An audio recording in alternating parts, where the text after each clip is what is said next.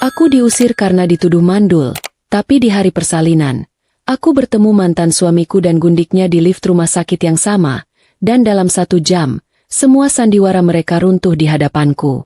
Sebelum kita mulai lebih lanjut, yuk, tekan tombol suka, serta tombol subscribe agar tidak ketinggalan kisah menarik lainnya. Dan jangan lupa absen asal kota Bapak Ibu di kolom komentar. Semoga rezeki kita semua dilancarkan, kesehatan kita diberkahi, dan keluarga kita selalu harmonis dalam lindungannya. Amin. Aku memegang benda kecil itu seolah sedang memegang tiket lotre yang baru saja memenangkan hadiah utama. Sepasang garis biru terang di atas putih yang menjanjikan seluruh dunia. Rasanya seperti terbang. Sebuah kelegaan yang luar biasa setelah 3 tahun menanti. 3 tahun dihantui bisikan dan tatapan curiga dari keluarga suamiku, Rio. Selama ini, aku hanya seorang Luna, seorang grab hitch designer biasa, yang selalu merasa asing di antara kemewahan dan tuntutan silsilah keluarga Kusuma.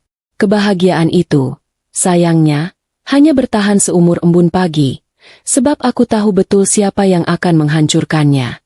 Aku tidak sempat memberitahu Rio, apalagi Nyonya Kusuma. Rio bukan suami yang jahat. Ia hanya anak laki-laki yang terlalu sibuk mengejar status CEO berkelas di ibu kota, yang sangat tergantung pada persetujuan ibunya. Ia sibuk mencetak uang dan citra sempurna, hingga melupakan bahwa di dalam apartemen mewah kami, ada seorang istri yang butuh lebih dari sekadar kartu kredit tak terbatas. Sejak awal, pernikahanku dengannya adalah perpaduan ambisi dan cinta yang rapuh. Rio mencintaiku, kurasa begitu. Tetapi ia jauh lebih mencintai persetujuan Nyonya Kusuma, yang selalu menganggapku hanyalah penghalang kesempurnaan silsilah keluarga mereka. Wanita itu, Nyonya Kusuma, adalah masalah utamaku. Ia adalah tipikal sosialita yang menganggap keturunan harus diproduksi sesuai standar pabrik, cepat, laki-laki, dan berasal dari rahim yang terbukti, prima. Aku yang tak kunjung hamil dianggapnya barang cacat. Sebuah error yang harus segera dibuang sebelum merusak sistem keluarga mereka. Tepat sore itu, ketika aku sedang merencanakan bagaimana cara terbaik untuk memberikan kejutan kehamilan pada Rio, bel pintu berbunyi dengan nada yang terlalu dingin untuk sebuah kunjungan biasa. Rio masuk lebih dulu, wajahnya tegang dan tampak lelah, diikuti oleh Nyonya Kusuma yang mengenakan setelan desainer yang selalu terlihat mahal dan menekan. Aura permusuhan mereka langsung memenuhi ruang tamu yang biasanya tenang. Aku berusaha tersenyum, menyembunyikan kotak kecil berisi test pack di saku jubah tidurku. Aku ingin memberikan Rio kesempatan, memberinya waktu untuk melihat apa yang sedang ia buang. Nyonya Kusuma duduk di sofa kulit dengan punggung tegak, memandangiku dengan tatapan yang selalu membuatku merasa seperti lalat di dalam sup mahal. Ia tidak membuang waktu untuk basa-basi yang manis. Ia langsung menyodorkan sebuah amplop coklat tebal ke meja kaca. Suaranya menusuk tanpa sedikit pun emosi. Isinya adalah surat gugatan cerai, lengkap dengan segala pasal tentang kegagalanku sebagai istri. Rio hanya menunduk, tidak berani menatap mataku, sibuk memainkan cincin kawin di jarinya. Aku tahu ia sedang berakting, atau mungkin sedang bersembunyi dari konflik yang diciptakan oleh ibunya sendiri. Kau lihat, Luna? Sudah 3 tahun. 3 tahun apartemen ini sepi seperti kuburan. Bisnis Rio butuh image keluarga yang kuat, butuh pewaris, bukan hanya pasangan untuk menghadiri acara amal, ujar Nyonya Kusuma. Ucapannya seolah setiap kata harus dibayar mahal. Hinaan itu terasa dingin dan menusuk, jauh lebih menyakitkan daripada tusukan pisau. Aku tahu, yang ia maksud adalah, aku mandul, aku cacat. Aku tidak berguna untuk brand keluarga Kusuma. Tangan kananku mengepal, meremas benda kecil di saku. Saat itu, aku hampir berteriak. Aku hampir mengeluarkan test pack itu dan menampar wajah mereka dengan kebenaran. Tapi sekejap, logika merebut kendali. Aku berpikir, untuk apa anakku tumbuh di tengah keluarga yang busuk dan penuh perhitungan seperti ini? Mereka yang bahkan tidak memberiku kesempatan untuk berbahagia. Hanya melihatku sebagai mesin reproduksi yang gagal. Jika aku mengungkap kehamilan ini sekarang, mereka mungkin akan langsung berubah 180 derajat, bukan karena cinta, melainkan karena obsesi mereka pada keturunan. Mereka akan merebut anakku, memisahkannya dariku hanya demi nama belakang Kusuma. Tidak. Aku tidak akan membiarkan bayi tak berdosa ini lahir dalam drama reality show murahan yang mereka ciptakan. Aku harus melindunginya. Tepat ketika aku memutuskan untuk diam, pintu kembali terbuka, dan pameran kegagalan pernikahanku pun hadir di hadapanku. Masuklah Alexa, seorang social media influencer yang kuakui cantik, dengan gaun ketat berwarna merah menyala dan perut yang tampak.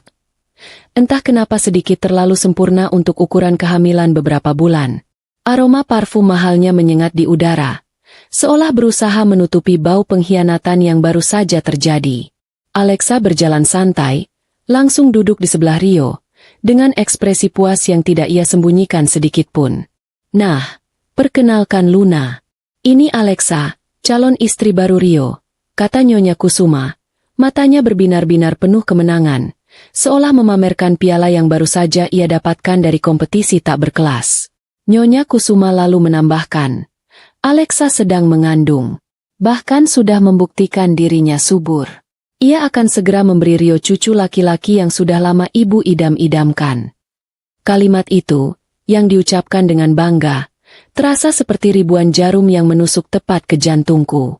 Itu adalah momen pengkhianatan paling telanjang yang pernah kualami. Rio, yang sedari tadi menunduk, kini sedikit mengangkat kepala, memandang Alexa dengan senyum paksa yang terlihat jelas ia sedang berusaha meyakinkan dirinya sendiri bahwa keputusannya benar. Mas, apa maksudnya ini? Setelah semua yang kulakukan. Bisikku, suaraku parau. Nyaris tak terdengar karena aku berusaha keras menahan tangis. Rio menghela napas kasar. Wajahnya dipenuhi rasa bersalah yang bercampur dengan keangkuhan. Luna, jangan buat drama. Ini sudah final. Aku butuh kepastian, dan kamu tidak bisa memberikannya. Aku sudah menemukan kebahagiaan di tempat lain. Tanda tangani itu, dan kemasi barang-barangmu malam ini juga. Alexa tidak mau stres melihat wajahmu di rumah ini. Kata, rumah, yang ia ucapkan terasa menjijikan. Aku menatap perut Alexa yang tampak terlalu tinggi dan bulat, lalu beralih meraba perutku sendiri. Di sana, di balik jubah sederhanaku, ada kehidupan nyata, darah daging Rio yang sah, yang tumbuh tanpa harus dipamerkan di media sosial. Sialnya, aku harus menanggung semua hinaan ini, demi melindungi kebenaran yang lebih besar. Ada sedikit humor ironis di sana. Mereka sibuk memamerkan kehamilan palsu, sementara aku diam-diam membawa kehamilan yang sah ke dalam kekalahan. Aku menguatkan diri, menarik napas dalam-dalam, dan menghapus air mata yang sempat menetes. Semua kesedihan dan kekecewaan itu menguap, digantikan oleh sebuah ketenangan yang dingin. Aku mengambil pena, menandatangani surat cerai itu dengan tangan yang tidak gemetar. Aku tidak peduli lagi dengan Rio, dengan Nyonya Kusuma, atau dengan Alexa. Mereka sudah menjadi masa lalu. Yang penting bagiku sekarang hanyalah janin di perutku. Aku menanggalkan semua nama dan gelar di belakang namaku, hanya menyisakan Luna, si wanita yang memilih janinnya di atas segalanya. Aku berdiri tegak, memandang Rio tepat di matanya yang terlihat bingung melihat perubahan sikapku yang tiba-tiba. Baik, Mas. Aku akan pergi. Aku tanda tangani surat ini. Tapi ingat satu hal, Rio. Ucapku, suaraku terdengar tegas dan asing di telingaku sendiri. Suatu hari nanti, kau akan menyesali perlakuanmu malam ini. Kau membuang berlian demi memungut batu yang mengkilap. Aku melemparkan amplop itu kembali ke meja, tanpa menoleh lagi, tanpa meminta 1 rupiah pun dari hartanya. Langkahku menuju kamar terasa ringan, seolah baru saja melepaskan beban yang sangat berat. Aku mengambil tas kerja lamaku, memasukkan beberapa helai pakaian santai, buku tabungan kecil yang tak seberapa, dan tentu saja, test pack yang tak sempat kubanggakan. Di luar apartemen, hujan turun dengan deras, seolah alam ikut berduka atas kisah cintaku yang kandas. Rio sempat memanggilku, tapi aku tidak menoleh. Aku berjalan menembus badai, mendekap perutku erat-erat. Air hujan membasahi wajahku, bercampur dengan air mata yang akhirnya tak tertahankan. Maafkan ibu, nak. Bisikku pada janin di dalam rahim. Ayahmu tidak menginginkan kita, tapi ibu janji, kita akan berjuang. Kita akan sembunyikan keberadaanmu dari keluarga yang busuk itu. Kamu adalah milik ibu, dan kita akan bangkit. Aku akan kembali bukan sebagai Luna yang lemah, tapi sebagai wanita yang membuat mereka tidak berani menatap mataku. Perjalanan kami baru saja dimulai, dan di tengah derasnya hujan itu, aku berjanji, kami akan memenangkan pertarungan hidup ini. Hanya butuh waktu 1 jam bagiku untuk memindahkan seluruh hidupku dari apartemen mewah Rio ke sebuah flat kecil di pinggiran kota yang ramai. Flat ini jauh dari kata elegan, dindingnya lembab dan catnya sudah mengelupas di beberapa sudut, tetapi anehnya, ruangan sempit berukuran 3x4 meter ini terasa jauh lebih hangat daripada kamar tidur kami yang dulu terasa dingin dan asing. Di sini, tidak ada lagi tatapan menghakimi Nyonya Kusuma atau keheningan yang menyesakan akibat keegoisan Rio. Di sini, hanya ada aku dan janin kecilku, sebuah bubble perlindungan yang kujaga rapat-rapat. Setelah resmi menyandang status janda, prioritas utamaku bukan lagi memikirkan dendam, melainkan bagaimana aku harus bertahan hidup dan membesarkan anak ini sendirian. Aku tidak punya koneksi bisnis yang kuat seperti Rio. Semua aset bersama yang kami miliki telah ia ambil dengan alasan membayar kegagalan reproduksiku. Aku hanya punya sedikit tabungan dan keahlian sejati yang sering diremehkan Rio, membuat kue artisan dan kopi. Ketika kami masih menikah, Rio sering bercanda. Buat apa sih repot-repot bikin kue ribet begini? Pesan saja dari kafe bintang 5, image-nya lebih bagus. Kini, keahlian itulah yang menjadi penyelamat tunggalku. Aku memutuskan untuk memulai dari nol dengan membuka pop-up coffee stall kecil. Modal minim kumanfaatkan untuk membeli meja lipat bekas, kompor gas portabel, dan alat pembuat kopi sederhana. Flat kecilku disulap menjadi dapur rahasia, tempat aku memanggang kue-kue premium dengan resep turun-temurun ibuku. Setiap adonan yang kumasukkan ke oven bukan hanya campuran tepung dan gula, melainkan doa dan harapan agar anakku bisa mendapatkan kehidupan yang layak. Aku menamai usahaku ini Luna S. Homemade Delight, nama yang jujur dan apa adanya, tanpa embel-embel kemewahan palsu. Pekerjaan ini sungguh sangat menguras energi, terutama ketika morning sickness melanda dengan ganasnya. Ada hari-hari di mana aku harus menahan mual sambil mengadon, atau terpaksa duduk sebentar di bangku plastik reot karena kepala terasa pusing setelah membawa tabung gas kecil. Tubuhku memang ringkih, tapi demi janin yang kulus-lus setiap malam, aku harus kuat. Aku harus bangun pukul 3 pagi, ketika seluruh kota masih terlelap, untuk membuat kue dan menyiapkan adonan kopi. Aku memilih lokasi di dekat kawasan perkantoran baru yang sedang dibangun, berharap para pekerja konstruksi dan karyawan kantor akan menjadi pelanggan setia. Para kuli bangunan yang menjadi pelanggan pertamaku mungkin tidak tahu bahwa mereka sedang membeli kue artisan kelas atas. Mereka hanya tahu rasanya enak dan harganya masuk akal. Mereka tidak peduli aku janda, hamil, atau mantan istri CEO. Mereka hanya peduli pada rasa. Hal ini memberiku kedamaian yang aneh. Aku tidak lagi dinilai berdasarkan status pernikahanku atau kesuburanku, melainkan murni dari kualitas cup cake coklat dan karot cake buatanku.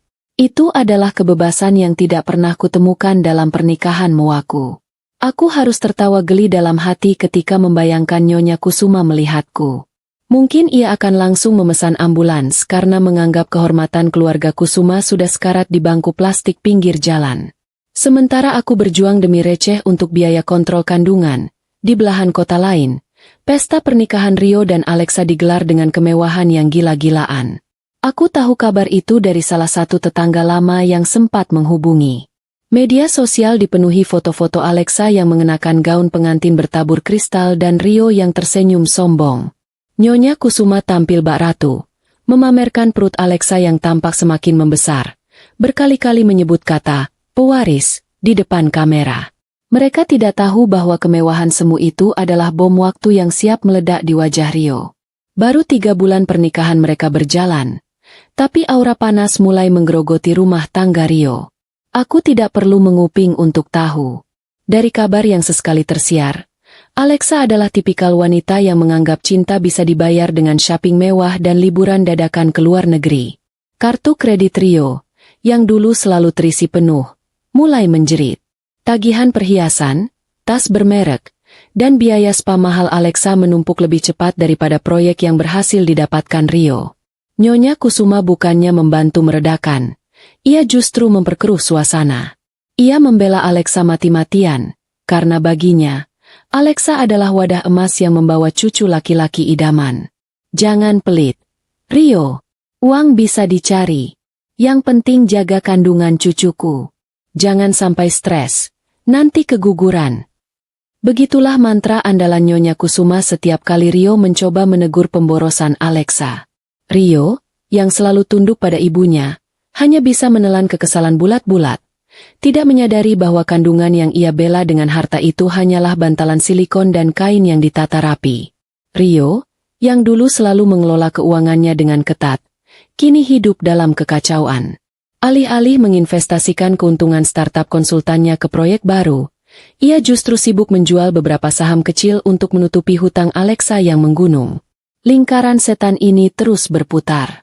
Setiap kali Rio mengeluh, Alexa akan pura-pura pusing, mengelus perut palsunya, dan mengancam keguguran. Senjata itu selalu berhasil melumpuhkan Rio dan Nyonya Kusuma. Sungguh, aku kasihan pada janin palsu itu. Di tengah hiruk-pikuk kota, saat Rio sedang pusing tujuh keliling memikirkan tagihan yang jatuh tempo, aku sibuk menghitung uang recehku, tetapi hatiku damai. Keuntunganku dari berjualan nasi bungkus dan artisan kafe memang belum seberapa. Hanya cukup untuk membayar sewa flat dan membeli vitamin kehamilan. Kakiku sering bengkak. Tanganku kapalan karena mencuci piring dan mengadon. Namun, setiap keping receh yang kudapatkan, aku tahu itu murni dari keringatku, bukan hasil menumpang hidup atau meminta-minta. Aku adalah ratu di kerajaanku sendiri, yang berbau terasi dan bubuk kopi. Terkadang, ketika malam tiba dan aku merasakan tendangan janin yang semakin kuat, aku tersenyum sendiri. Sabar ya, nak. Ibu sedang berjuang agar kamu bisa lahir tanpa harus menanggung hutang shopping bibi palsu itu. Bisikku pelan. Aku tidak butuh kemewahan Rio. Aku hanya butuh ketenangan untuk membesarkan anak ini dengan cinta dan martabat yang utuh. Aku tahu, suatu hari nanti, kerja kerasku ini akan menghasilkan sesuatu yang jauh lebih berharga daripada semua uang dan image palsu keluarga Kusuma. Babak perjuanganku baru saja dimulai, dan kali ini, aku akan menjadi pemenang tanpa harus mengemis. Setelah 4 bulan berjuang menjual artisan kafe dan kue premium di bangku lipat reot, aku mulai mengenal ritme kota dan wajah-wajah pelanggan setiaku. Mayoritas mereka adalah para pekerja konstruksi yang tulus memuji kue red velvet buatanku, atau sesekali pegawai kantor yang kebetulan lewat dan penasaran dengan aroma kopi yang kuolah manual. Keuntunganku masih kecil, tetapi arus kas stabil, memberiku ketenangan yang cukup untuk membayar sewa kontrakan kecilku dan biaya kontrol rutin ke bidan terdekat. Aku tidak pernah merasa sebahagia ini, meskipun tubuhku harus bekerja keras 2 kali lipat demi janin yang kini sudah memasuki trimester kedua. Pagi itu, udara terasa sangat panas, dan aku sedang berjuang menahan rasa mual sambil merapikan etalase cupcake coklatku. Tiba-tiba, sebuah mobil sedan hitam mengkilap, yang jelas harganya bisa membeli seluruh isi flatku, berhenti tepat di depan warung kecilku. Jantungku berdebar sedikit, bukan karena takut, tapi karena merasa mobil semewah itu salah parkir. Keluarlah seorang pria berjas rapi, penampilannya elegan dan berwibawa. Matanya tajam, namun sorotnya tenang, memancarkan aura seorang pemimpin yang tidak perlu berteriak untuk didengarkan. Itulah Pak Surya. Pak Surya, pemilik Surya Group yang namanya sering kudengar di berita bisnis, tampak sedang berbicara di telepon dengan nada kesal. Aku hanya bisa mendengar samar-samar, tetapi intinya ia mengeluhkan makanan yang ia santap di restoran mewah langganannya. Katanya, makanannya hambar, tidak punya rasa, dan terlalu pretensius. Setelah menutup teleponnya dengan helaan napas panjang, pandangannya jatuh pada tumpukan nasi bungkus dan etalase kue-kueku yang sederhana. Mungkin ia sedang mencari pelarian dari stres pekerjaan, atau mungkin ia memang sedang ingin makanan yang bernyawa. Pria itu, tanpa rasa canggung sedikit pun, melangkah menghampiri warung kecilku. Kontras sekali penampilannya, jas mahal, dasi sutra, dengan bangku plastik reot yang tersedia. Bu, nasi bungkusnya masih ada? Saya minta satu. Makan di sini saja. Ujarnya ramah. Aku, yang masih sedikit terkejut dengan kehadirannya, segera menyeka keringat di pelipis dan melayaninya dengan sigap. Aku menyajikan nasi rames khas buatanku, dengan ayam goreng lengkuas yang garing dan sambal terasi andalanku. Aku meminta maaf karena tempatnya seadanya. Tetapi Pak Surya hanya tersenyum dan duduk di bangku plastik itu seolah sedang berada di singgasana. Aku memperhatikannya diam-diam saat ia membuka bungkus nasi itu. Pria yang jelas terbiasa makan di restoran bintang 5 itu menyuapkan sendok pertama dengan lahap. Matanya terbelalak sejenak. Aku bisa melihat di wajahnya bahwa ia bukan hanya sekadar makan, tetapi ia sedang melakukan perjalanan nostalgia.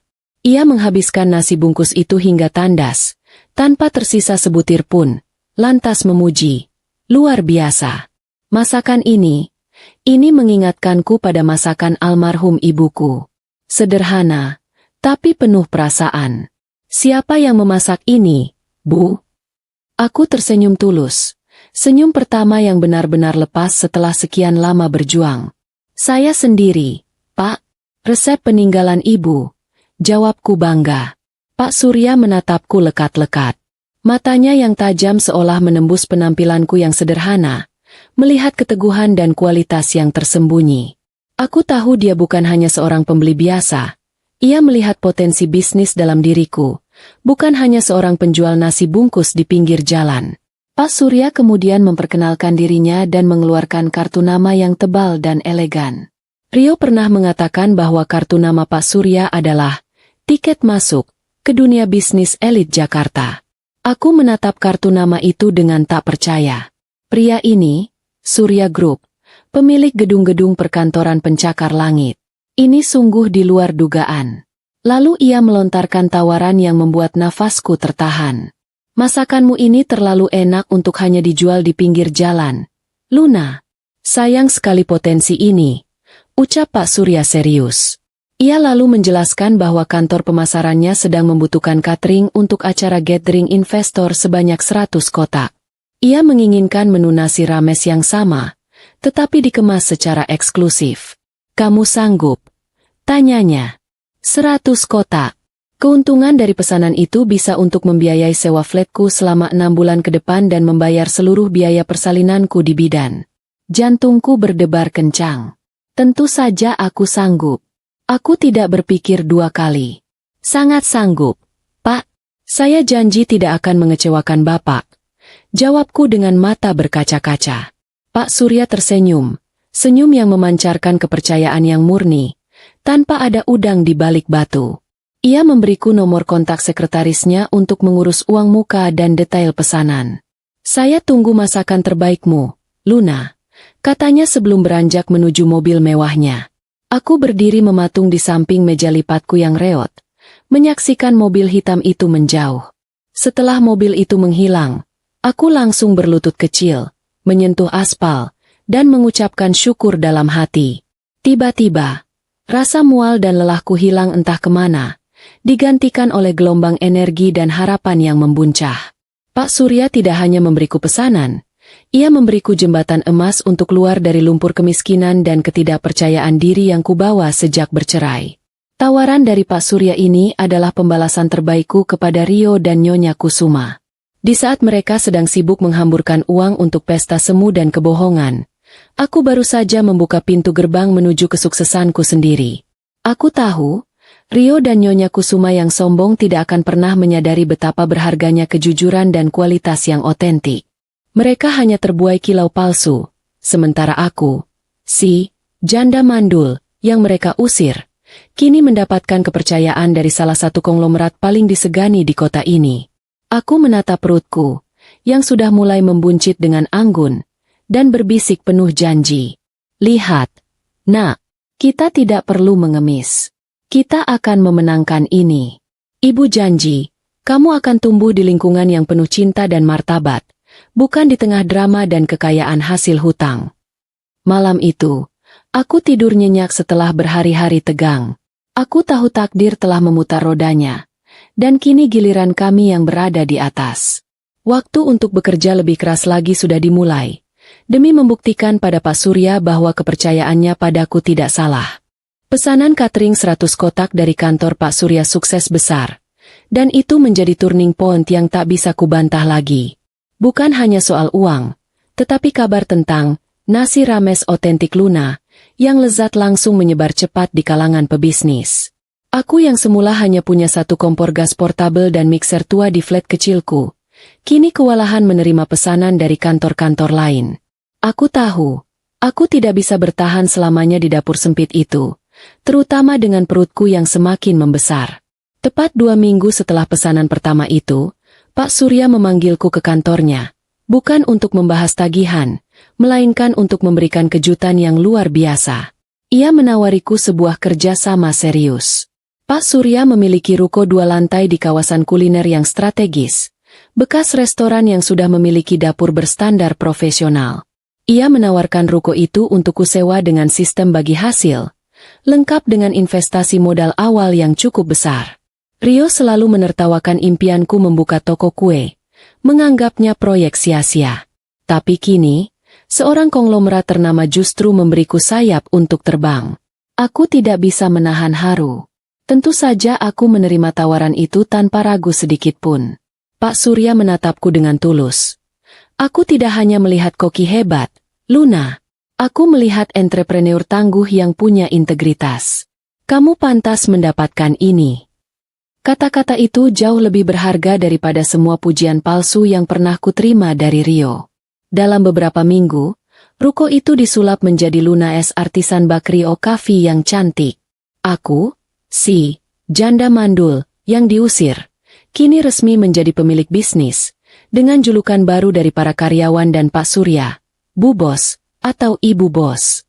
Meski lelah dan harus selalu mengenakan outerwear longgar untuk menutupi kehamilanku, kini memasuki usia 5 bulan, aku merasa hidup. Aroma kopi yang baru di-roasting dan bunyi adonan mixer besar di dapur baruku adalah musik yang jauh lebih indah daripada keheningan apartemen Rio dulu. Aku bekerja keras, merekrut 1 asisten koki dan seorang pelayan, memastikan kualitas setiap produkku tetap otentik seperti yang disukai Pak Surya. Aku tidak mau mengecewakan kepercayaannya. Aku sedang membangun fondasi yang kokoh untuk anakku. Sementara aku meniti tangga kesuksesan dengan keringatku sendiri, di rumah mewah Rio dan Alexa, drama finansial mulai memanas. Aku mendengar bisik-bisik dari grup chat lama dengan beberapa kenalan. Gaya hidup Alexa yang tidak terkendali telah mencekik arus kas Rio. Bisnis konsultan Rio, yang seharusnya fokus pada proyek besar, kini sibuk mencari pinjaman jangka pendek untuk menutupi tagihan kartu kredit Alexa yang meledak. Nyonya Kusuma, yang terlalu terbutakan oleh obsesi cucu laki-laki dari Alexa, menolak melihat kenyataan. Setiap kali Rio mengeluh tentang kurangnya uang kas, Nyonya Kusuma akan langsung pasang badan membela menantu palsunya itu. Rio, jaga ucapanmu.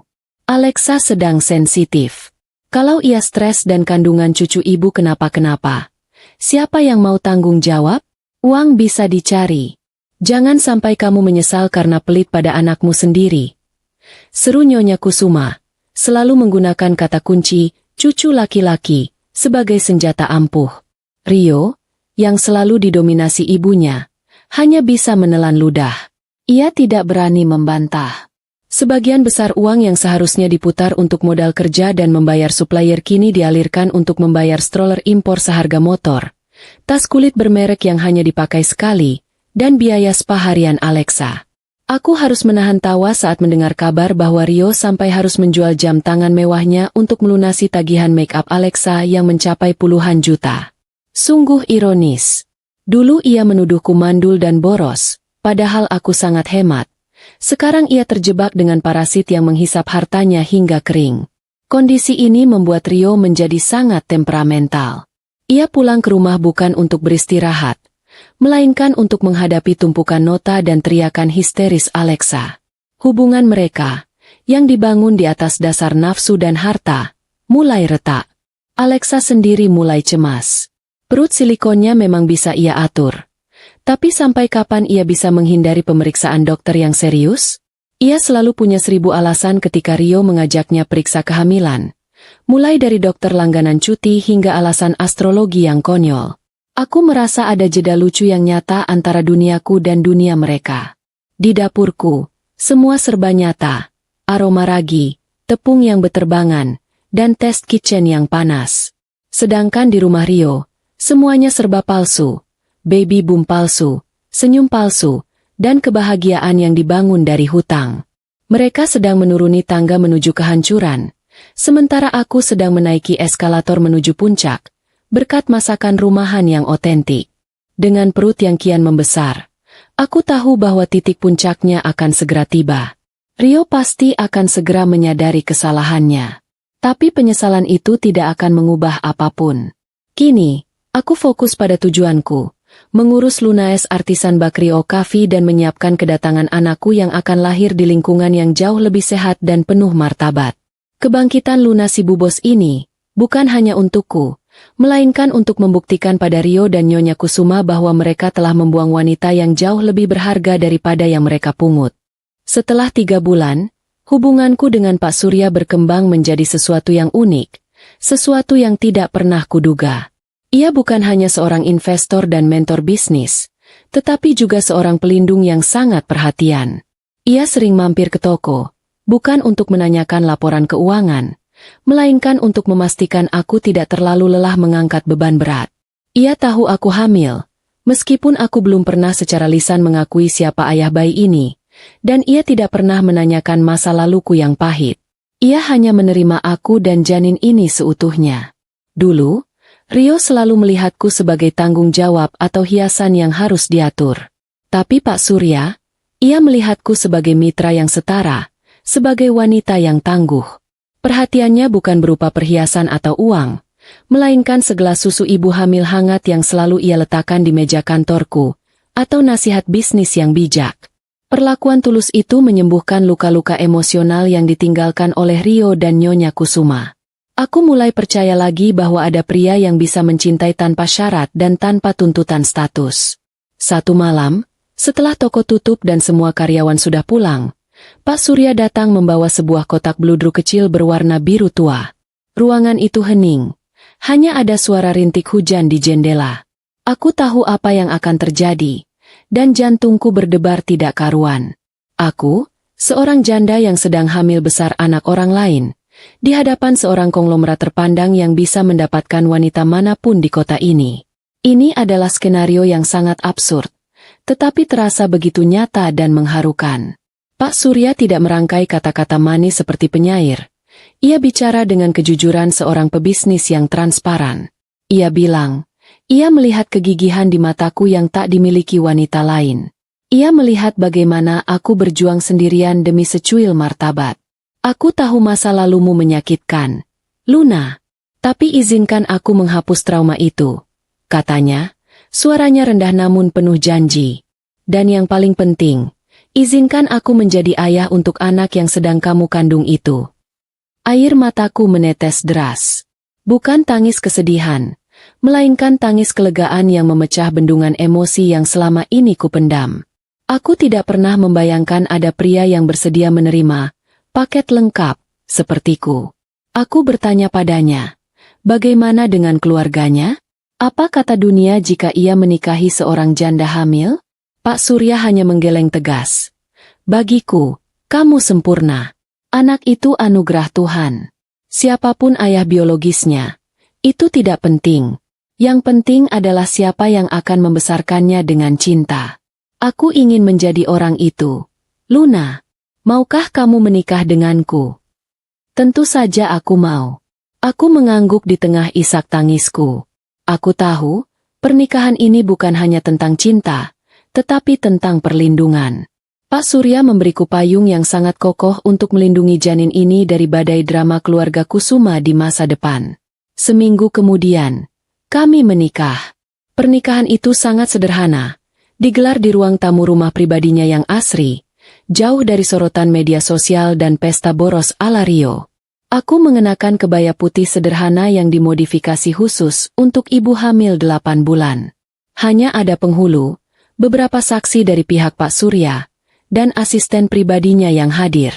Ketika Pak Surya mengucapkan ijab kabul dengan lantang, aku merasa beban berat yang selama ini kupanggul sendirian terlepas. Aku bukan lagi janda terbuang. Aku kini adalah Nyonya Surya, Istri dari pria yang mencintaiku dengan tulus dan berjanji melindungi kami berdua. Sementara aku memulai babak hidup baruku yang penuh berkah, Rio justru sedang berada di titik terendah karir dan mentalnya.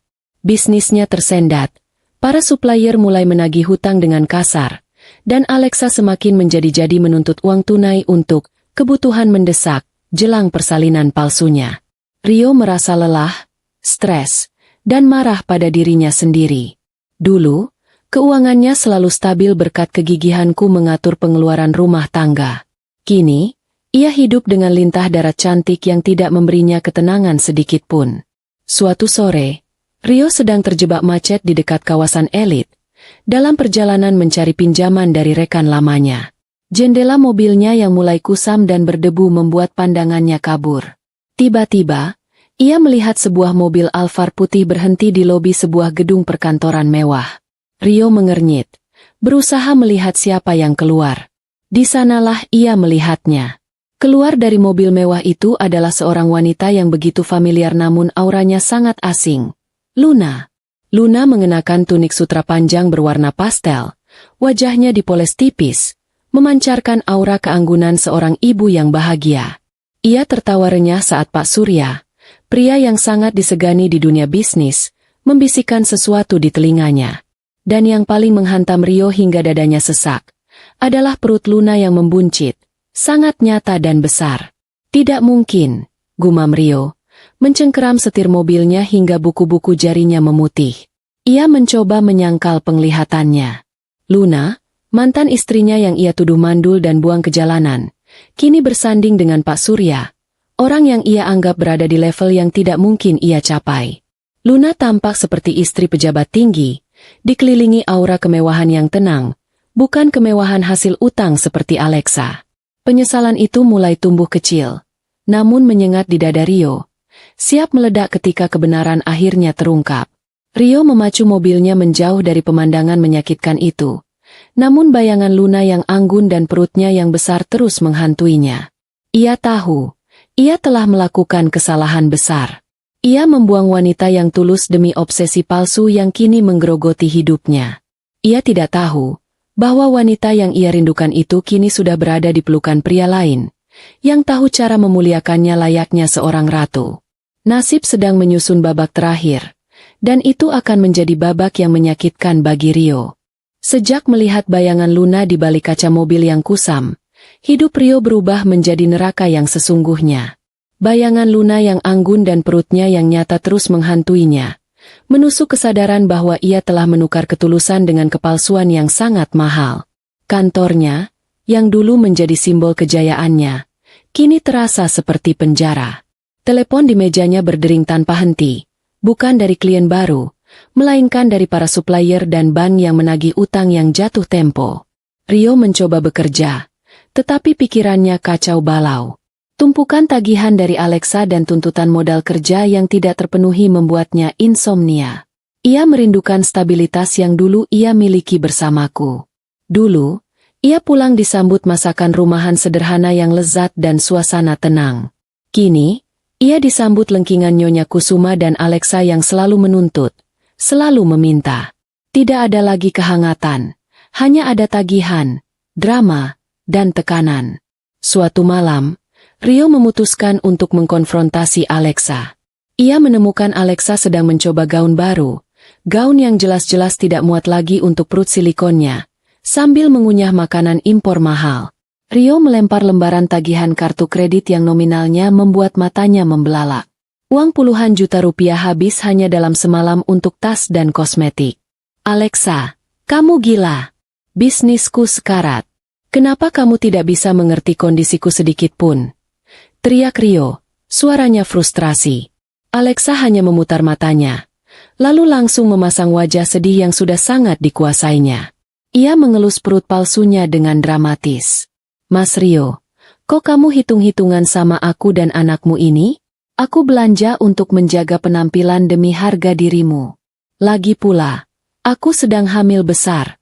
Bawaannya stres kalau tidak belanja. Kalau aku stres, janinnya kenapa-kenapa.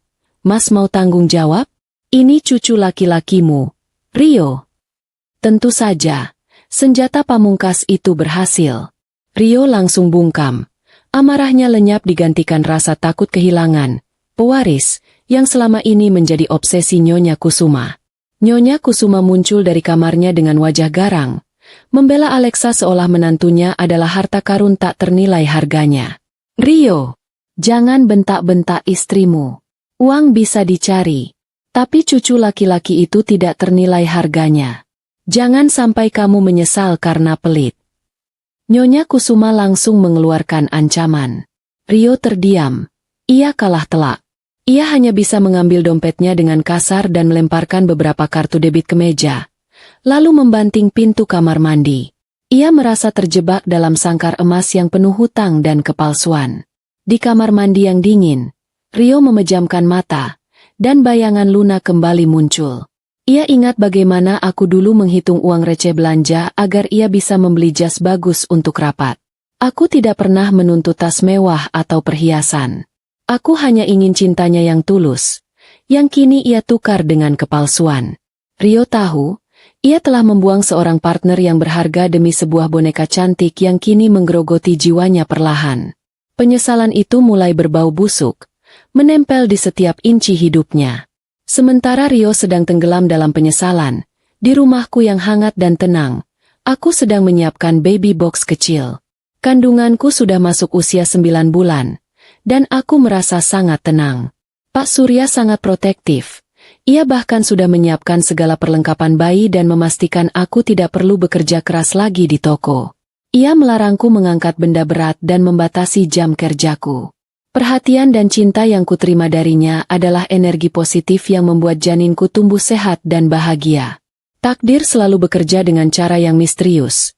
Dan di ujung bulan ke-9, sandiwara Alexa pun mencapai klimaksnya. Pagi itu, saat Rio sedang mencoba mencari solusi untuk menanggulangi ancaman supplier yang akan menyita asetnya, suara jeritan histeris Alexa memecah keheningan rumah. Arg! Sakit! Perutku sakit! Mas! Bu! Sepertinya bayinya mau keluar. Alexa berteriak dengan akting yang sangat meyakinkan, wajahnya pucat. Kali ini memang pucat beneran karena panik sandiwaranya akan terbongkar. Nyonya Kusuma panik luar biasa. Ia langsung berlari sambil memapah Alexa. Rio, jangan bengong. Cepat bawa cucu ibu ke rumah sakit. Ayo cepat. Teriak Nyonya Kusuma histeris. Rio yang kelelahan dan stres, mencoba berpikir logis. Kita ke RSUD saja ya, Bu? Yang dekat sini. BPJS-ku masih aktif di sana. Mendengar kata RSUD dan BPJS, Alexa langsung melotot. Skenario rumah sakit pemerintah yang penuh sesak adalah mimpi buruk yang akan mengungkap kebohongannya. Apa Mas gila? Aku mau melahirkan pewarismu di RSUD yang penuh sesak. Tidak, aku mau ke Medika Utama Hospital. Aku mau pelayanan VVIP. Seru Alexa dengan nada melengking. Medika Utama Hospital adalah rumah sakit paling elit dan mahal di kota itu, tempat yang biayanya di luar batas kemampuan Rio saat ini. Nyonya Kusuma langsung membela. Turuti saja istrimu. Rio, soal uang. Nanti ibu gadaikan sertifikat tanah warisan bapak kalau perlu. Yang penting cucu ibu lahir di tempat yang layak. Rio menggeram frustrasi. Tapi lagi-lagi ia kalah. Kata, cucu laki-laki, adalah racun yang mematikan logika. Dengan hati dongkol dan dompet yang menjerit, ia memacu mobil tuanya menuju Medika Utama Hospital. Rumah sakit yang seharusnya ia hindari karena biayanya yang selangit. Ia tidak sadar bahwa keputusannya ini, yang didorong oleh kepalsuan dan obsesi ibunya, justru akan mengantarkannya pada sebuah pertemuan yang akan meruntuhkan seluruh sisa harga dirinya. Sementara mobil Rio melaju membelah kemacetan. Di rumahku yang asri, air ketubanku pecah. Kontraksi datang. Tapi aku tidak panik. Pak Surya, yang sedang membaca koran di teras, langsung meletakkan cangkirnya. Ia tidak berteriak atau histeris. Ia hanya menatapku, tersenyum lembut, lalu dengan cekatan menuntunku ke dalam mobil Alphard yang sudah disiapkan. Tarik napas. Sayang, aku di sini, bisik Pak Surya, menggenggam tanganku erat. Ia sudah menghubungi pihak rumah sakit. Siapkan tim dokter Obgyn terbaik dan Presidential Suite. Istri saya sedang dalam perjalanan. Dua rombongan, didorong oleh takdir yang sama, kini menuju ke titik koordinat yang sama, Medika Utama Hospital, tempat di mana sandiwara akan berakhir dan kebenaran akan terungkap. Rio tidak tahu, ia sedang berpacu menuju kehancurannya sendiri. Mobil Rio tiba di lobi Medika Utama Hospital dengan suara rem mendecit. Diikuti teriakan histeris Alexa yang semakin dibuat-buat. Rio, yang wajahnya sudah kusut masai dan penuh keringat, memarkir mobil tuanya sembarangan, membuat satpam yang bertugas menegurnya. Ia menarik paksa Alexa keluar dari mobil, sementara Nyonya Kusuma sudah sibuk berteriak memanggil dokter spesialis, menuntut pelayanan kelas 1 untuk pewaris keluarga Kusuma. Kericuhan mereka langsung menarik perhatian seluruh pengunjung lobi. Tepat saat Alexa didorong masuk ke lorong IGD dengan kursi roda, sebuah mobil Alphard putih berhenti anggun di lobi utama yang berbeda pintu. Kedatangan mobil itu sunyi, namun penuh wibawa. Turunlah Pak Surya, diikuti beberapa perawat dan dokter yang sudah siaga menyambut. Kontras sekali dengan rombongan Rio, kedatangan kami tenang, namun penuh urgensi medis yang nyata. Aku diturunkan dengan hati-hati. Wajahku menahan sakit akibat kontraksi yang semakin intens, tapi hatiku diliputi ketenangan karena ada Pak Surya di sisiku. Takdir seolah sedang bermain lelucon kejam, mengarahkan dua rombongan yang berbeda kelas dan kepalsuan ini ke titik temu yang sama, lift utama. Rombongan Rio yang berisik dan panik karena takut kebohongannya terbongkar, dan rombonganku yang tenang namun fokus pada persalinan nyata. Pintu logam lift terbuka, dan kami berhadapan dalam kotak besi yang sempit itu. Seketika, suasana hening mencekam. Rio berdiri mematung di pojok lift. Matanya nyaris keluar dari kelopaknya saat menatap sosok yang duduk di kursi roda di hadapannya. Itu aku, mantan istrinya, yang ia usir di tengah badai beberapa bulan lalu. Aku kini mengenakan gamis hamil berbahan sutra yang terlihat mahal. Wajahku, meskipun pucat menahan sakit, memancarkan aura keanggunan seorang bubos yang sukses. Dan yang paling menghantam Rio adalah perutku yang sangat besar, sangat nyata, dan jelas-jelas sebentar lagi akan melahirkan. Luna. Suara Rio tercekat di tenggorokan, seperti bisikan orang yang sedang melihat hantu. Nyonya Kusuma, yang tadinya sibuk mengipasi Alexa, langsung menoleh. Matanya membelalak lebar. Ia menunjuk perutku dengan jari gemetar penuh rasa jijik. Astaga, si mandul ini ada di sini? Dan perut itu kamu hamil. Serunya tidak percaya. Alexa, yang sedang mati-matian menjaga posisi bantalan perutnya agar tidak miring, ikut menatapku sinis. Cih, paling anak haram, cibir Alexa, melupakan akting sakitnya sejenak. Baru cerai langsung hamil besar begitu. Dasar wanita murahan. Pasti hamil duluan dengan pria lain makanya dicerai Mas Rio. Darah Rio mendidih mendengar hasutan Alexa. Ego laki-lakinya yang rapuh seketika terusik. Ia tidak mempedulikan Pak Surya yang berdiri gagah di sampingku. Ia melangkah maju mendekati kursi rodaku. Jawab, Luna, kau hamil anak siapa? Pasti hasil menjajakan diri, ya? Kau jual harga dirimu demi bisa masuk rumah sakit mewah ini, kan? Bentak Rio dengan suara kasar, menusuk hatiku. Aku hanya bisa memejamkan mata, meremas tangan Pak Surya sekuat tenaga saat kontraksi hebat kembali menghantam rahimku. Aku tidak sudi menjawab fitnah keji itu. Seluruh tenagaku kusimpan untuk perjuangan melahirkan, bukan untuk meladeni manusia-manusia tanpa hati nurani ini. Pak Surya yang sedari tadi diam, perlahan menoleh. Tatapannya dingin dan tajam menusuk langsung ke mata Rio. Ia tidak berteriak, ia tidak memaki, tetapi aura kekuasaan yang menguar dari tubuhnya membuat Rio menciut.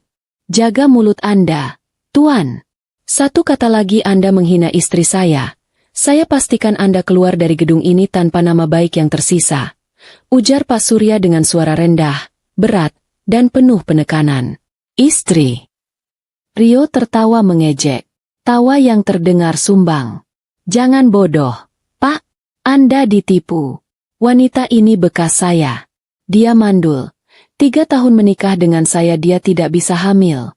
Kalau sekarang dia hamil, itu pasti anak antah berantah. Tepat saat Rio melontarkan kalimat terakhirnya, lift berdenting. Pintu logam terbuka di lantai 5. Lantai khusus VIP Emerald. Pemandangan di luar lift seketika membungkam mulut Rio dan Nyonya Kusuma. Di koridor berlantaikan marmer mengkilap itu, Direktur rumah sakit beserta tim dokter spesialis sudah berbaris rapi, menunggu.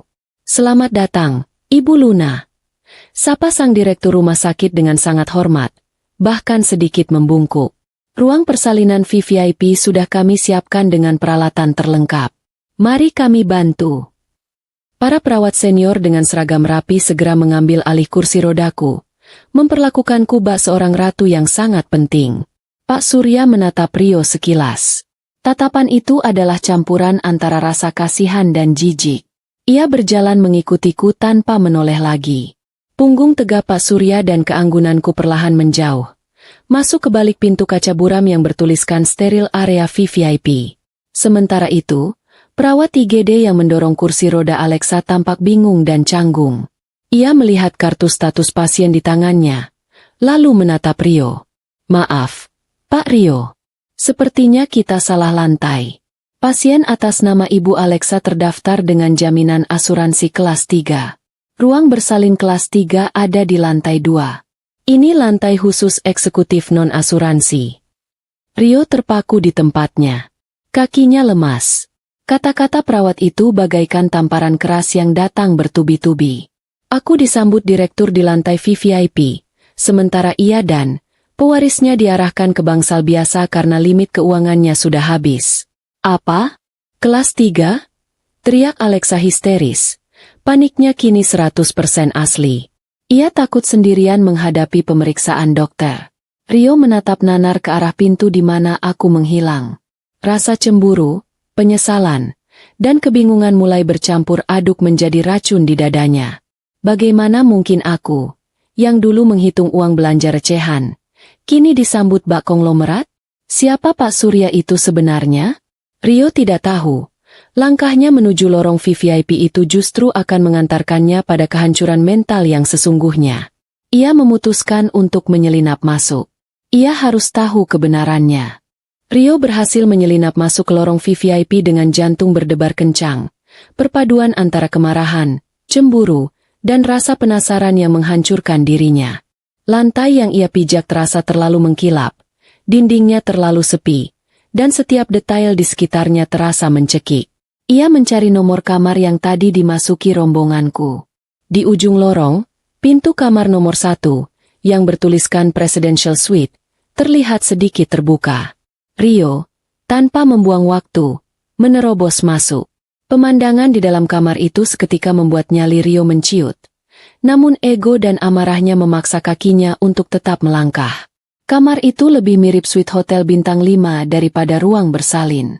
Sofa kulit empuk, televisi layar lebar, dan buket bunga segar menghiasi ruangan. Di tengah ruangan, di atas ranjang persalinan yang canggih, aku sedang berbaring miring. Wajahku basah oleh keringat dan air mata, menahan sakit kontraksi yang kian memuncak. Pak Surya berdiri di sampingku, menggenggam tanganku erat, membisikkan kata-kata penyemangat dengan nada yang begitu lembut. Sebuah kontra sempurna dengan sosoknya yang gagah dan berwibawa. "Hebat sekali sandiwaramu, Luna." Suara Rio memecah keintiman di ruangan itu. Nadanya keras, penuh keputusasaan. Aku yang sedang meringis kesakitan membuka mata. Terkejut melihat mantan suamiku ada di sana. Aku hanya bisa memohon dengan lirih. "Mas Rio, pergi." Rio tidak peduli. Ia melangkah mendekat. Matanya menatap tajam ke perut besarku. "Aku tidak akan pergi sebelum kamu jujur. Lihat dirimu, Luna. Dulu kamu mengemis uang belanja padaku. Sekarang berlagak seperti nyonya besar di kamar mewah ini. Berapa kamu bayar pria ini untuk berpura-pura jadi suamimu? Atau dia ini, gadun, barumu?"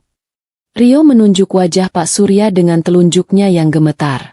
Ia lalu kembali menudingku. "Hei, Pak, asal Bapak tahu, wanita ini mandul. 3 tahun saya nikahi tidak hamil-hamil. Kalau sekarang dia hamil, itu pasti bukan anak saya. Jangan-jangan Bapak ditipu juga sama dia." Aku hanya bisa memejamkan mata, membiarkan fitnah itu menyerang. Aku meremas tangan Pak Surya lebih kuat, meminta perlindungan tanpa suara. Tenagaku habis untuk melawan rasa sakit yang hebat. Aku tidak punya sisa tenaga untuk membalas. Aku hanya fokus pada satu hal, anakku. Pak Surya melepaskan genggaman tangannya padaku perlahan, lalu berbalik badan sepenuhnya menghadap Rio. Tanpa peringatan, tangan kekar Pak Surya menangkap telunjuk Rio yang masih teracung, lalu memelintirnya sedikit, cukup untuk membuat Rio memeki kesakitan dan berlutut. Singkirkan tangan kotor Anda dari istri dan anak saya. Suara Pak Surya terdengar rendah, namun mengerikan, seperti geraman singa yang terusik. Anda bertanya siapa saya? Anda bertanya siapa Luna? Tepat pada saat Rio meringis kesakitan di lantai, pintu kamar terbuka lebar. Direktur rumah sakit masuk, diikuti oleh 4 petugas keamanan berbadan tegap. Wajah sang direktur pucat pasi melihat keributan di kamar pasien utamanya. Maafkan kami, Pak Surya. Keamanan lengah sebentar. Seru direktur itu panik, lalu menatap Rio dengan marah. Anda, apa yang Anda lakukan di sini? Anda menerobos masuk ke kamar pemilik saham utama rumah sakit ini. Rio yang sedang meringis kesakitan seketika membeku. Rasa sakit di jarinya seolah lenyap, digantikan oleh rasa syok yang menghantam otaknya. Apa? Pemilik saham. Direktur itu mengangguk tegas, merapikan jasnya. Benar. Bapak Surya Santoso adalah pemilik Surya Group yang juga memegang saham mayoritas rumah sakit ini. Dan Ibu Luna, direktur menunjukku dengan hormat. Beliau adalah istri sah Pak Surya, sekaligus komisaris utama dari Luna S. Artisan Bakri Okafi, perusahaan catering yang baru saja memenangkan tender untuk menyuplai seluruh makanan pasien VVIP di jaringan rumah sakit kami karena kualitasnya yang premium. Dunia Rio runtuh seketika. Lututnya lemas. Ia tidak lagi berlutut karena dipelintir Pak Surya, melainkan karena kenyataan yang baru saja menamparnya bolak-balik. Aku, mantan istrinya yang ia hina miskin dan bodoh, kini menjadi istri konglomerat dan pebisnis sukses yang dihormati. Aku bahkan memiliki posisi strategis di rumah sakit ini, sementara ia hanya bisa mengantar gundiknya ke bangsal kelas 3 karena keuangannya hancur. Rio menatapku dengan pandangan kosong. Aku tidak membalas tatapannya. Aku hanya fokus pada napasku, pada bayiku, dan pada Pak Surya, suamiku yang sebenarnya. Tidak mungkin. Desis Rio. Suaranya parau. Luna itu cuma tukang masak. Bawa dia keluar. Perintah Pak Surya dingin pada petugas keamanan. Dan pastikan dia tidak menginjakan kaki di lantai ini lagi. Kalau perlu lapor polisi atas tuduhan menerobos privasi. 2 petugas keamanan langsung menyeret Rio yang masih linglung. Rio meronta, berusaha mempertahankan sisa harga dirinya yang sudah hancur lebur. Tunggu. Lepaskan saya. Saya juga punya hak di sini. Istri saya, Alexa, sedang melahirkan di bawah. Dia melahirkan pewaris saya, anak laki-laki saya. Teriak Rio histeris saat diseret keluar pintu. Ia masih berpegangan pada harapan palsu itu. Harapan satu-satunya untuk menyelamatkan mukanya. Tapi, karma bekerja dengan cara yang misterius dan sangat cepat. Baru saja Rio diseret sampai ke depan lift. Seorang perawat dari lantai bawah berlari keluar dari lift dengan wajah pucat dan napas tersengal-sengal. Ia melihat Rio yang sedang dipegangi satpam. Pak Rio! Pak Rio! Panggil perawat itu panik. Rio berhenti meronta. Ada apa? Anak saya sudah lahir. Laki-laki, kan? Ganteng, kan? Tanyanya penuh harap. Perawat itu menggeleng dengan wajah ketakutan. Pak! Dokter di IGD marah besar. Saat kami mau melakukan pemeriksaan dalam, Ibu Alexa menolak dan mengamuk. Kami terpaksa memaksa, dan ternyata tidak ada bayi. Pak, perut Ibu Alexa itu isinya bantal silikon dan tumpukan kain. Ibu Alexa tidak hamil. Pak, dia pura-pura hamil. Lorong rumah sakit yang sibuk itu mendadak senyap bagi Rio. Ucapan perawat itu berdengung berulang-ulang di kepalanya. Tidak ada bayi, bantal silikon, pura-pura bohong. Rio ambruk ke lantai. Kakinya tidak lagi mampu menopang tubuhnya. Di saat yang sama, dari dalam kamar mewah itu, Suara tangisan bayi yang lantang memecah keheningan. Tangisan itu bagaikan nyanyian kemenangan bagiku. Rio baru saja menyadari bahwa ia telah membuang seluruh hidupnya, hartanya, dan keluarganya, demi sebuah perut karet berisi angin. Kehancuran Rio kini telah paripurna. Ia kehilangan segalanya dalam waktu 10 menit yang mematikan. Suara tangisan bayi yang lantang memecah keheningan di ruang Presidential Suite. Sebuah nyanyian kemenangan bagiku setelah berjuang mempertaruhkan nyawa. Semua rasa sakit pasca melahirkan seolah sirna, digantikan oleh gelombang kebahagiaan dan syukur yang tak terhingga. Aku melihat putraku, bayi laki-laki yang sehat dan tampan, berkulit bersih, yang baru saja dilahirkan. Keberadaannya adalah bukti nyata dari kebenaran dan ketulusan. Sebuah kontras sempurna dengan semua kepalsuan yang terjadi di bawah sana. Pak Surya, yang matanya basah oleh air mata haru, menerima bayi mungil itu dari tangan dokter. Tangannya yang biasa kukuh dan tegas saat memimpin perusahaan, kini gemetar lembut saat mendekap tubuh kecil yang masih merah itu. Itu adalah pemandangan paling indah dan paling tulus yang pernah kulihat seumur hidupku. Tidak ada lagi keraguan, tidak ada lagi tuntutan. Hanya ada cinta murni dan rasa terima kasih yang mendalam. Dengan suara yang bergetar menahan emosi, Pak Surya mendekatkan wajahnya ke telinga kanan sang bayi dan mengumandangkan adzan dengan sangat merdu. Tangisan anak kami mereda seketika, seolah mengenal suara ayah barunya yang penuh kasih sayang. Aku menatap pemandangan itu dengan hati yang meluap. Aku telah memenangkan pertarungan hidup ini. Bukan dengan membalas dendam, melainkan dengan menciptakan kebahagiaan baru. Terima kasih, sayang, bisik Pak Surya. Lantas mencium keningku lama sekali. Dia sempurna. Terima kasih sudah menghadirkan kebahagiaan ini. Berbanding terbalik dengan suasana surga di lantai 5, neraka dunia sedang terjadi di ruang administrasi lantai bawah. Rio mengamuk seperti orang gila. Ia menjerit histeris, membanting bantal silikon yang tadi dikeluarkan paksa oleh perawat dari balik baju Alexa ke lantai keramik rumah sakit. Dasar wanita ular. Kamu tipu aku. Kamu tipu ibuku. Teriak Rio di depan wajah Alexa yang kini terpojok ketakutan. Riasan wajahnya luntur berantakan. Habisnya mas pelit. Alexa membalas tanpa malu. Sifat aslinya yang matre akhirnya keluar tanpa topeng. Kalau aku tidak pura-pura hamil, mas tidak akan mau belikan aku tas, sepatu, dan perhiasan itu, kan? Mas itu bodoh. Gampang banget dibohongi cuma karena obsesi punya anak laki-laki. Keributan itu semakin menjadi. Nyonya Kusuma, yang baru sadar dari pingsannya, langsung menjambak rambut Alexa brutal. Kembalikan uangku. Kembalikan emas-emasku yang kugadaikan buat kamar bayi palsumu itu. Keributan memalukan itu membuat petugas keamanan terpaksa menyeret mereka bertiga keluar dari lobi rumah sakit, karena mengganggu kenyamanan pasien lain. Di pelataran parkir yang panas menyengat, Rio jatuh terduduk di aspal. Tatapannya kosong. Ia baru saja kehilangan istri yang tulus dan setia, aku. Ia kehilangan calon anak kandungnya yang ternyata laki-laki, anakku yang baru lahir, dan kini ia sadar hartanya habis dikuras oleh penipu bernama Alexa. Rasa penyesalan yang teramat sangat menusuk dadanya hingga sesak. Lebih sakit daripada serangan jantung. Bayangan wajahku yang anggun dan perut besarku tadi menghantuinya. Itu darah dagingnya. Itu anaknya. Dengan sisa tenaga dan kewarasan yang ada, Rio mencoba berlari kembali ke arah lobi. Ia ingin bersujud di kakiku. Ia ingin melihat wajah anaknya, walau hanya sedetik. Minggir. Saya mau ketemu istri saya. Saya mau lihat anak saya. Racau Rio saat dihadang di pintu masuk. Langkahnya terhenti ketika di hadapannya berdiri tembok manusia. Pak Hendra, pengacara pribadi Pak Surya.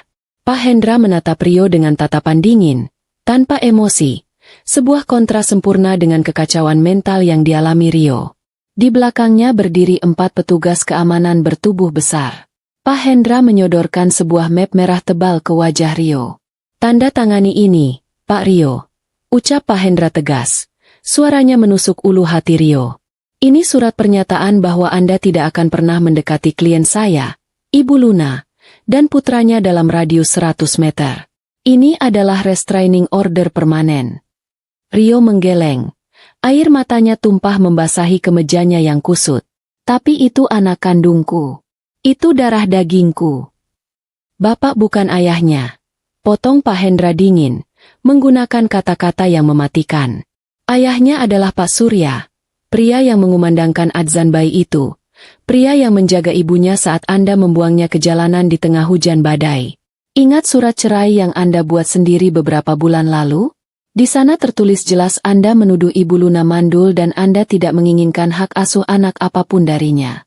Secara hukum, Anda adalah orang asing bagi bayi itu.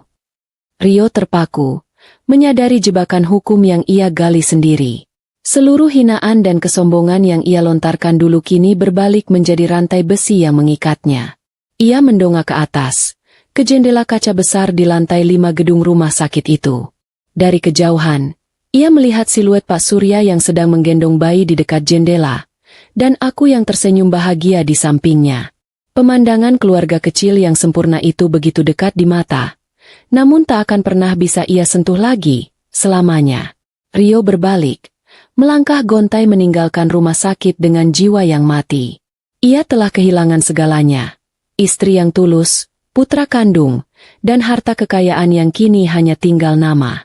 Kehancurannya adalah hukuman penjara seumur hidup yang paling pantas untuknya, dihantui oleh penyesalan yang tiada akhir. Di belakangnya, Nyonya Kusuma dan Alexa masih saling menjambak dan menyalahkan di pelataran parkir yang panas. Sementara di kamar VVIP yang sejuk, aku menatap putraku yang tertidur lelap dalam dekapan Pak Surya. Aku tidak lagi memikirkan dendam pada Rio. Melihat kehancurannya tidak memberiku kepuasan, karena kebahagiaan terbesarku adalah kedamaian yang kumiliki sekarang. Selamat datang di dunia, nak. Bisikku dalam hati. Kita aman sekarang. Masa lalu sudah tertutup rapat. Aku tersenyum, menyadari bahwa aku telah memenangkan pertarungan hidup ini, bukan dengan amarah, melainkan dengan menjadi bahagia, sukses, dan dicintai dengan layak. Aku telah kembali bukan sebagai janda yang terbuang, melainkan sebagai Nyonya Surya, ratu di istana kebahagiaan kami sendiri. Bulan-bulan berlalu setelah suara tangisan putraku memecah keheningan di kamar Presidential Suite, dan hidupku terasa seperti dongeng yang baru saja dimulai. Aku pulih dengan cepat, dikelilingi oleh cinta dan perhatian yang tidak pernah kubayangkan sebelumnya. Pak Surya tidak hanya menjadi ayah yang siaga, tetapi juga suami yang luar biasa. Setiap pagi, ia akan menggendong putra kami yang diberi nama Satria, mengumandangkan syalawat kecil di telinganya, sebelum menyerahkannya padaku untuk disusui. Aku tidak pernah merasa seutuh ini, sesempurna ini.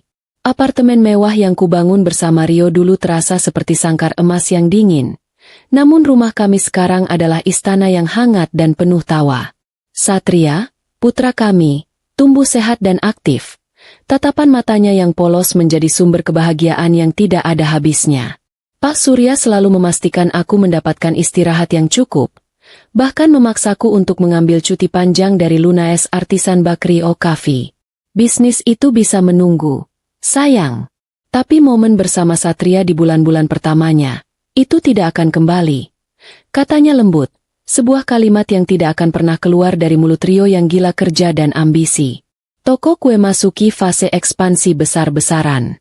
Berkat jaringan dan modal dari Pak Surya, Lunaes Artisan Bakery Coffee tidak hanya menyuplai catering untuk rumah sakit, tetapi juga membuka cabang baru di pusat perbelanjaan elit.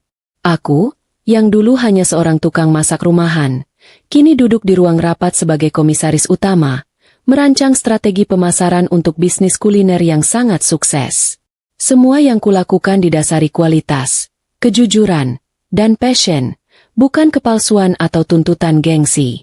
Aku telah membuktikan pada diriku sendiri, dan pada dunia, bahwa martabat dan ketulusan selalu menang. Meskipun aku sudah memaafkan Rio, aku tahu karma akan selalu menemukan jalannya, dan kehidupannya adalah neraka yang tidak perlu kubuat sendiri. Kabar burung yang kuterima sangat rinci, dan aku mendengarnya tanpa rasa puas, hanya dengan kesadaran dingin bahwa ia telah mendapatkan apa yang pantas ia terima. Begitu kebohongan Alexa terbongkar, Rio tidak hanya kehilangan harta, tetapi juga muka di depan relasi bisnisnya. Perusahaan konsultan Rio hancur total, tidak bisa membayar supplier dan gaji karyawan. Dalam beberapa minggu, asetnya disita oleh bank dan kreditur. Apartemen mewah yang dulu menjadi saksi bisu pengusiranku kini disita, dan Rio harus pindah ke kontrakan kumuh di pinggiran kota, persis tempat aku memulai perjuangan dulu. Nyonya Kusuma, yang sertifikat tanah warisannya sudah digadaikan untuk biaya palsu Alexa, tidak bisa berbuat apa-apa selain menangis dan menyalahkan. Ironisnya, Alexa, si penipu berwajah cantik, meninggalkannya begitu saja setelah Rio bangkrut. Alexa bahkan tersangkut kasus hukum penipuan lain dan harus menjalani proses pengadilan. Nyonya Kusuma, si wanita terhormat yang selalu memuja status, harus menjadi buruh cuci untuk sekadar makan. Mereka benar-benar kehilangan segalanya, termasuk martabat. Aku sering membayangkan Rio di kontrakan sempit itu. Mungkin sedang memegang buku catatan keuanganku yang dulu ia cemooh. Buku catatan yang penuh tulisan tanganku, mencatat setiap receh yang masuk dan keluar, sebuah simbol kesetiaan yang ia sia-siakan. Rio sekarang hidup sendirian, dihantui oleh keheningan yang memekakan telinga. Tidak ada lagi teriakan Alexa, tidak ada lagi lengkingan Nyonya Kusuma. Hanya ada bisikan penyesalan di setiap sudut ruangan. Ia merindukan masakan rumahan yang otentik, ia merindukan kedamaian, ia merindukan aku, dan putra kandungnya, yang kini berada di tempat yang tak bisa ia sentuh. Penderitaan Rio bukan hanya finansial, tetapi juga mental. Ia tahu, ia telah membuang putranya sendiri demi obsesi palsu yang didorong oleh ibunya. Ia tahu, ia menuduhku mandul. Padahal aku sedang mengandung darah dagingnya saat ia mengusirku ke tengah badai. Ia kehilangan haknya sebagai ayah secara hukum, menggunakan kata-katanya sendiri sebagai senjata. Setiap kali ia melihat bayi laki-laki di jalan, hatinya akan hancur, mengingat siluet Satria di pelukan Pak Surya yang ia lihat sekilas di jendela rumah sakit. Itu adalah hukuman yang jauh lebih kejam daripada penjara. Kami hidup dalam dua realitas yang terpisah, dipisahkan oleh tembok besi yang tak kasat mata bernama karma. Di istanaku, setiap hari adalah perayaan. Satria mulai bisa merangkak. Tawa renyahnya mengisi setiap sudut ruangan. Di kamarku, Pak Surya sering mendekapku di malam hari. Terima kasih, Luna. Satria dan kamu adalah pelengkap hidupku. Kamu memberiku keluarga yang utuh, bisiknya. Aku tahu, aku telah menambatkan hatiku pada pria yang tepat, pria yang melihat nilai sejati diriku. Aku kadang tersenyum simpul ketika mengenang momen di lift rumah sakit itu. Rio, dengan wajah merah karena amarah dan kebangkrutan, melontarkan hinaan terakhirnya, sementara aku hanya bisa diam. Keheningan itu adalah jawaban yang paling kuat. Aku tidak perlu membalas. Takdir sudah menyiapkan skenario yang jauh lebih dramatis dan adil. Aku adalah Bu Bos yang kini menjadi Nyonya Surya, seorang ibu yang penuh martabat, sementara Rio hanyalah bayangan seorang CEO yang jatuh, dihantui oleh hantu dari kehamilan palsu. Hidupku kini berputar di antara aroma kopi dan aroma baby oil. Kami sudah berlayar jauh dari pelabuhan lama yang penuh pengkhianatan. Aku memenangkan pertarungan ini bukan dengan membalas kejahatan dengan amarah, melainkan dengan menciptakan kebahagiaan dan kesuksesan yang otentik. Pesan moral dari kisahku sangat sederhana. Jangan pernah membuang berlian yang tulus demi memungut batu yang mengkilap hanya karena silau sesaat oleh nafsu dan gengsi. Kesabaran, kerja keras, dan integritas akan selalu berbuah manis. Dan yang terpenting, cinta sejati akan selalu memberikan perlindungan. Aku, Luna, kini telah kembali, bukan untuk membalas, tetapi untuk hidup bahagia di istanaku sendiri, selamanya.